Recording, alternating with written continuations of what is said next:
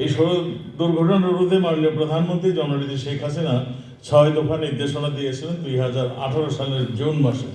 নির্দেশনাগুলি হচ্ছে, দূরপাল্লার গাড়িতে বিকল্প চালক রাখতে হবে। মানে যে সমস্ত আপনারা তো বুঝতে পেরেছেন যে ধরুন ঢাকা থেকে দিনাজপুর যাচ্ছেন, একজন চালকে যাচ্ছেন, সেইখানে যেন 2 জন করে চালক থাকেন, তার ব্যবস্থা রাখার কথা বলছেন। একজন চালক 5 ঘন্টার বেশি গাড়ি চালাতে পারবেন না, সেইটাও তিনি নির্দেশনা দিয়েছিলেন। চালককে এবং তার সহকারীকে প্রশিক্ষণের ব্যবস্থা করতে হবে, সেইটারও দিক নির্দেশনা দিয়েছিলেন।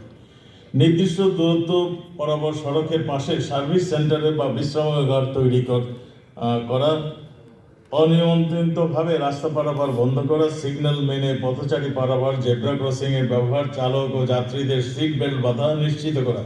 মাননীয় প্রধানমন্ত্রী এই সকল নির্দেশনা কার্যকর বাস্তবায়ন হলে আমরা আশা করি সড়ক দুর্ঘটনার যে পরিমাণ হচ্ছে তার চেয়ে, আমি তো একটা ভয়ঙ্কর তথ্যের কথা আমি আপনাদেরকে বলেছি, এইটা যাতে কমে যায়, সেই জন্য মাননীয় প্রধানমন্ত্রী এই সমস্ত নির্দেশনা দিয়েছিলেন। আমরা অনেকেই জানি, তারপর আইন মানি না। আমরা বুঝতেছি আমাদের হয়তো অ্যাক্সিডেন্ট হয়ে যেতে পারে, কিন্তু এই হয়তোটার কথা আমরা মানি না। সেই জন্য এই অ্যাক্সিডেন্টগুলি অনেক সময় হয়ে যায়, তখন আর আমাদের আফসোস করার কিছুই থাকে না, তখন তো সব কিছু শেষ হয়ে যায়। সড়ক দুর্ঘটনা প্রতিরোধে সর্বপ্রথম সড়ক দুর্ঘটনার কারণগুলি খতিয়ে বের করা আবশ্যক। সড়ক দুর্ঘটনার কারণগুলো এখন পর্যন্ত আমরা বুঝতেছি সচেতনতার অভাব। আমি যেটা বলছি, আমরা রিস্ক নিয়ে, মানে গাড়ি আসতেছে, আমরা মনে করি পার হয়ে যেতে পারবো, দিলাম একটা দৌড়, কিংবা মোবাইল ফোনটা মানে কথা বলতে বলতে যাচ্ছে।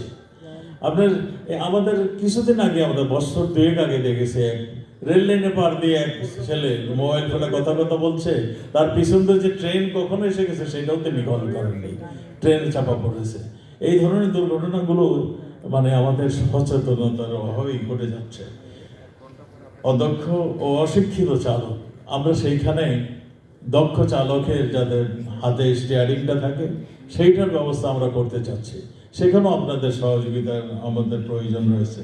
ফিটনেসবিহীন গাড়ি, আপনাদের এই কয়েকদিন আগে আমাদেরকে পুলিশ থেকে বলছিল যে কটি দুর্ঘটনা এই গত 15 দিনে হয়েছে, এর বেশিরভাগই ছিল ফিটনেসবিহীন গাড়ি। আমরা সেই দিকেও খেয়াল রাখছি। চালকদের প্রশিক্ষণের অভাব, এটাও আমরা মনে করি একটা অন্যতম কারণ। যাত্রী ও পথযাত্রীদের অসচেতনতা, যেটা আমি বলেছি।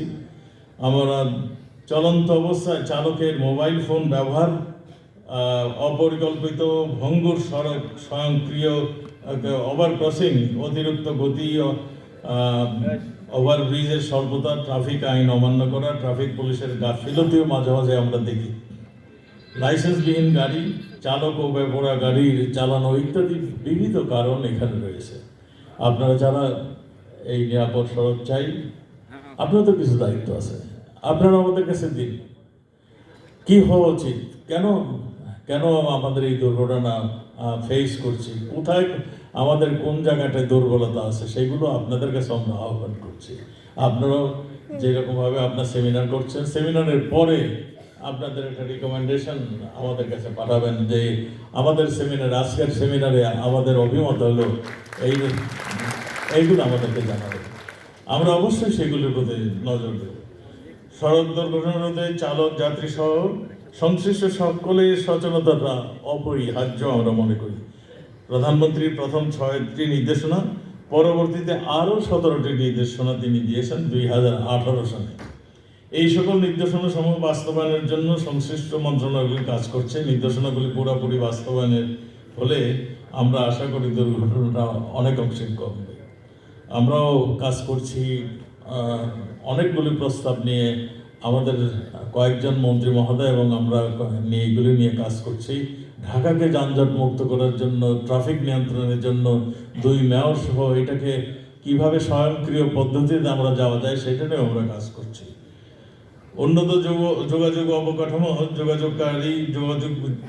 যোগাযোগ উপযোগী পরিবহন সেবা, টেকসই অর্থ সামাজিক উন্নয়নের পূর্ব শর্ত। আমরা মনে করি যোগাযোগ আমাদের চালু রাখতে হবে।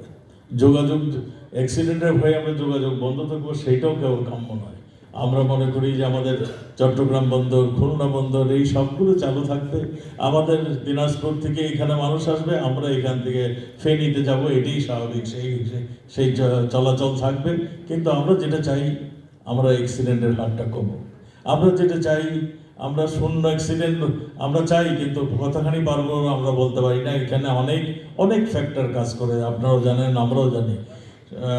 সেইগুলো বিদেশেও আপনারা দেখেছেন, বিদেশের অ্যাক্সিডেন্টগুলো তো আরও মারাত্মক হয়।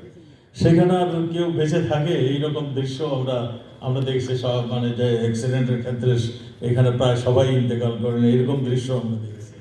যাকে সেই সমস্ত অনেক কথা, অনেক সবারই অনেক অভিজ্ঞতা রয়েছে, সেইগুলির আলোকে আপনারা আপনাদের একটা রিকমেন্ডেশন দিবেন, এইটা আমরা চাই। আমি বেশিক্ষণ থাকতে পারছি না, আমার একটা বিদেশি মেহমান আসছে, সেই জন্য আমাকে যেতে হবে। আমি আপনাদের এই সম্মেলনটা সাকসেসফুল হবে। আমি দেখছি সমস্ত বাংলাদেশের থেকে আপনাদের প্রতিনিধিরা আসছেন এবং বিদেশি অনেকেই এখানে সংযুক্ত হয়েছেন।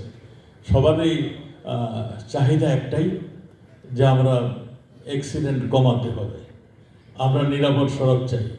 আমার একটা কথা মনে আছে, আমরা সাগরের যে রোডটা দেখেছিলেন আপনারা, যাদের বয়স আমার মতো, রোডটা এইরকম ঢেউঢেউয়ের মতো ছিল, আর ভীষণ ব্লাইন্ড ভিশন, 500-1000 মিটার পরে কি ওটা দেখা যেত না।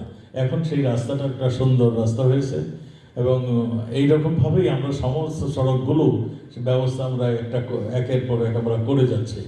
আমরা মনে করি আমাদের চোখে যেগুলি পড়ছে সেইগুলি আমরা সব কিছুই আমরা আমাদের কার্যক্রমের মধ্যে নিয়ে আসছি। তারপরেও আপনাদের অবশ্যই আপনারা চিন্তা করছেন, আপনারা দেখছেন, সেগুলি সম্বন্ধে আমাদেরকে জানাবেন, সেগুলো আমরা নিয়ে আসবো। সেগুলি নিয়ে এসে আমাদের উদ্দেশ্য এই মৃত্যুর হার কমানো, আমাদের উদ্দেশ্য অ্যাক্সিডেন্টের হার কমানো, আমাদের উদ্দেশ্য একটা স্বজন হারানোর বেদনাটা কি ইলিয়াস ভাই যেমন বোঝে, আমরা তেমন বুঝি। আমরা সেই জন্যই কেউ হারিয়ে যাক আমরা সেটা চাই না, কেউ অঙ্গহানি হোক সেটা আমরা চাই না। আমরা সতর্কতামূলকভাবে ব্যবস্থা নিতে চাই, আমরা একটা আধুনিক নিয়ন্ত্রণ ব্যবস্থা নিতে চাই, আমরা আপনাদের সেই জন্য সহযোগিতা চাই। আপনাদের এই সম্মেলন সফল হোক, সার্থক হোক, এই আশাবাদ ব্যক্ত করে আমি আপনাদের থেকে বিদায় নিতে চাচ্ছি, আপনাদের সুস্থতা কামনা করে। জয় বাংলা।